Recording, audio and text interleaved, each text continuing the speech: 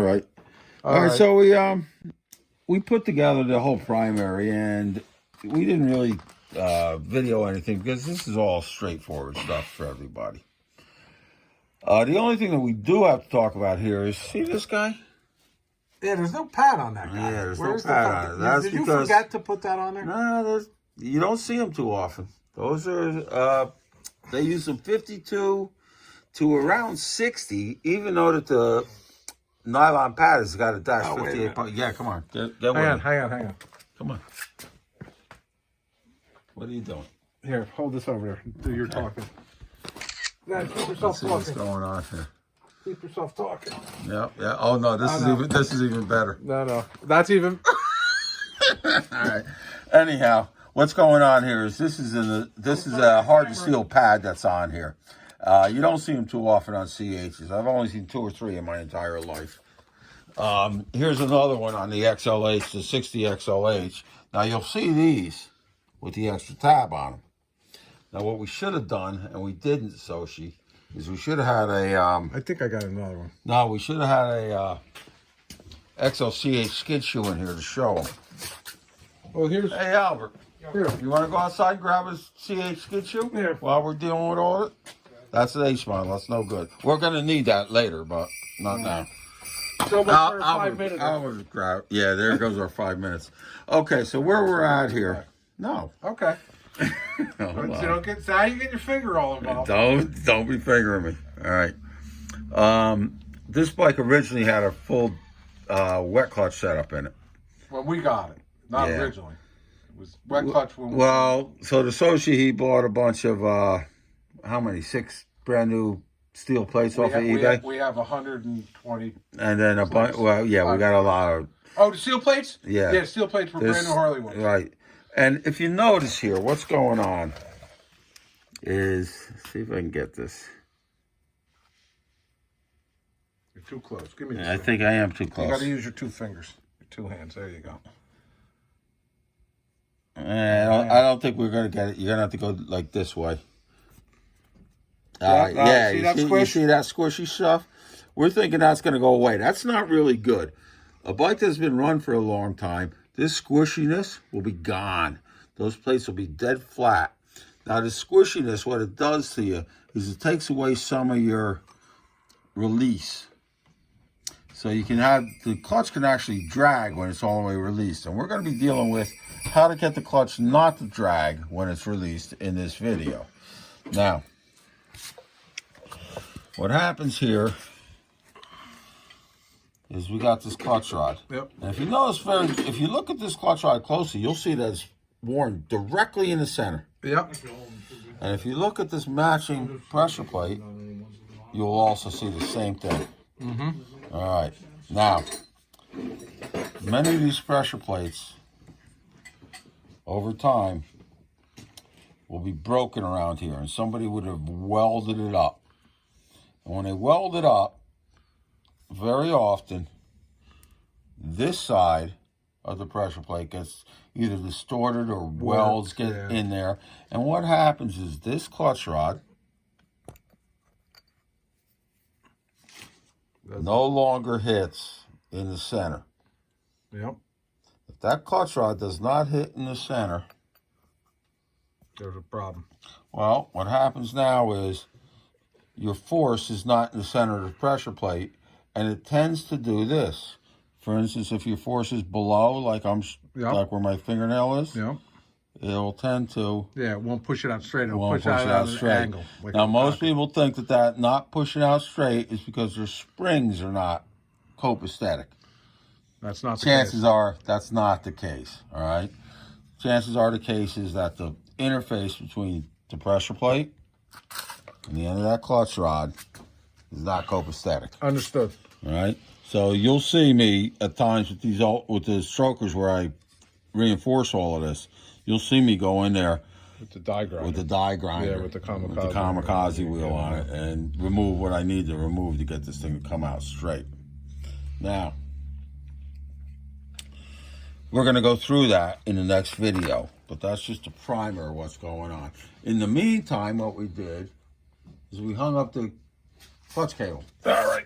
This is what you do to get your clutch cable good and lubed. Alright. So we just stuck a plastic bag on there with a little bit of gear lube. And eventually, Yeah, it's not there yet. By tomorrow morning, that'll all be dripping out of there. We gotta tighten it up a little bit. It'll Be do what it's fine. supposed to do. All right. It'll do what it's supposed to do. Now, I want to talk a little more about these skid shoes. All right, Albert, go out and dig up a couple. Could you go over there and grab that XLH skid shoe? Yeah. I got some on too. I got one right here. Okay. This is an original Harley. It's even the original early nylon on there. Never been replaced. This is the XLH or KH or K style. And the CH style. So we got one. Yeah, there's one with a nylon on it. See, this is a thicker nylon. That's a later nylon. Doesn't have this tab in the front. And most people think that's the big difference, but it's not. The big difference is here. One's bent and one's welded. This one's bent, Yep. and this one's bent. What's happening is this area here. Oh, guess what we need? The pointy thing. Yeah, you don't have it. Here, use this.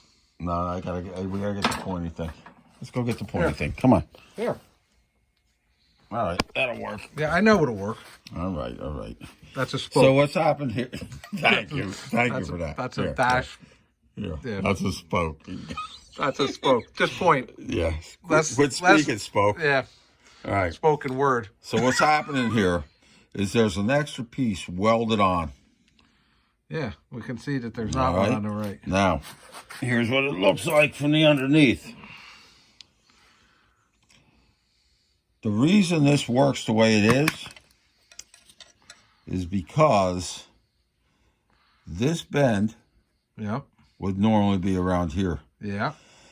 But because this is flat and straight, if you notice how nice this surface is, Yeah. not a lot of CHs are this nice with this welded on piece, especially the later ones.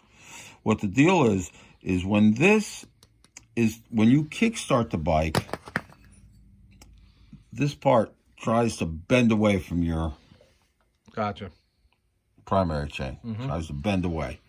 Now,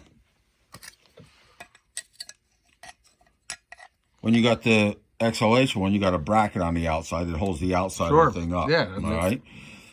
Can bend all at Now, once. if you left the bracket out, this thing's just going to bend right here. and break. All right. But these ones, if this goes to bend at this bend area, this part has to be forced into the crankcase pad. Yeah. Yep. And that leverage that doesn't allow this to be forced in is what keeps this thing from bending down and breaking.